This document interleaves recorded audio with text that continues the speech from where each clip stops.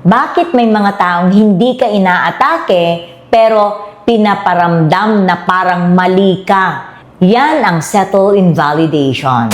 Hindi lahat ng invalidation ay direktang insulto. Minsan, ito ay tahimik. Maliit lang yan, OA ka lang. Ganon talaga. Sa una, parang simpleng comment lang, pero sa tagal, may epekto ito. Unti-unting nababawasan ang kumpiyansa mo. Natututo kang magduda sa sarili mo. At kapag hindi ka na sigurado sa sarili mo, mas madali ka nang kontrolin. Sa workplace, delikado ito.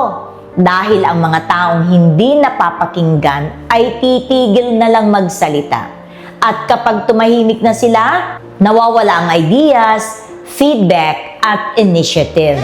Sa personal growth, mahalagang matutunan kilalanin kung ikaw ay pinapakinggan o pinapaliit.